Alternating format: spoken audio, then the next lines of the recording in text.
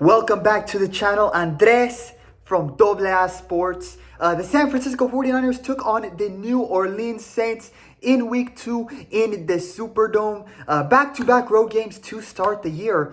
But it definitely didn't feel as much of an away game for the 49ers as it did in Seattle, as the faithful in red and gold turned out in huge numbers in NOLA and created a home atmosphere away from Levi's Stadium. An incredible sight to see.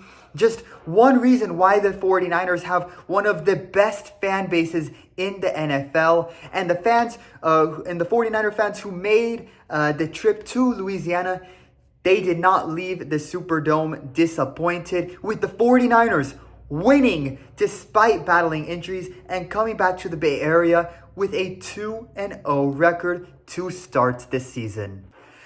Final score, the 49ers beat the Saints 26-21. Here are my performance grades for the 49ers in this game. Starting off with the quarterback position, A+. With Brock Purdy unable to play due to injury, it was Mac Jones who took his place as the starting quarterback in week 2 and had a brilliant performance. He fumbled the ball once in this game, but outside of that one moment, he threw for 279 yards and 3 touchdowns without even a minor error. So far, based on this game, Mac Jones seems to fit very well in this 49er system. And if he continues to play like this while filling in for Purdy, the quarterback position might become a position where you can say the 49ers actually have good depth. Granted, this was against a rebuilding Saints team, and the Cardinals will likely be a tougher test. But in a tough start to the season that saw the 49ers have to play their first 2 games on the road, Mac Jones really stepped up in this game. Running backs, B. Christian McCaffrey had 13 carries for only 55 yards. In these first 2 games, he definitely doesn't look the same in the run game. However, he still performed well as a receiver out of the backfield with 6 catches for 52 yards and a touchdown. Brian Robinson Jr., on the other hand, was good only for giving McCaffrey rest periods during the game to not completely overuse McCaffrey. But outside of that, only 6 carries for 20 yards and was non-existent as a receiver out of the backfield. Shouldn't have traded Jordan Mason. Fullback, C. Kyle Juszczyk had only 1 catch for 5 yards and unfortunately ended up exiting the game early with a concussion. The 49ers really have terrible injury luck. Fortunately, the 49ers were still able to win despite this, and hopefully Juszczyk has a quicker than expected, safe, and full recovery. Wide receivers, B+. Ricky Pearsall had 4 catches for 56 yards, and Juwan Jennings had 5 catches for 89 yards and a touchdown. A good bounce back for Jennings after he had an early exit from the game versus Seattle due to a shoulder injury. Kendrick Bourne had 3 catches for 32 yards, but didn't make as much of an impact in comparison to Pearsall and Jennings. Granted, he only had a handful of targets in this game and just joined the team on like Tuesday or Wednesday of last week. Tight ends, B-. Luke Farrell got his first career NFL touchdown, and Jake Tonjes had 4 catches for 31 yards. They didn't have as good of a performance as they did versus the Seahawks, and Tonjes did have a holding penalty, which wasn't ideal. Nevertheless, they still had a solid game. They still had solid games and have been doing well, filling in for George Kittle as he also is trying to have a speedy recovery from injury as well. O-line, B-. They gave up 3 sacks on Mac Jones in this game. Not ideal, especially given one of them resulted in a fumble. But outside of that, they did good enough to give Mac Jones the time that was needed for him to throw for the 279 yards that he threw for. Ben Barch suffered an ankle injury and was unable to continue in the game. Connor Colby, a rookie, replaced him, and he played well enough for all things considered. D-line, B+. The defensive line sacked Spencer Rattler 3 times. Mikael Williams had 4 tackles, 2 of them 4-yard losses, and it was impossible for the Saints offensive line to move him out of the way. He is also slowly looking better and better in the pass rush. Nick Bosa also had another clutch sack in the 4th quarter, and Upton Stout was the other defensive lineman who recorded a sack in this game. Linebackers, A+. D. Winters, take a bow. He had 8 tackles, delivered hard hits on those tackles, and didn't miss a beat in this game. His partner Fred Warner had 11 tackles and forced a fumble and recovered it himself. In just these couple of weeks, Winters and Warner already look like a lethal linebacker duo.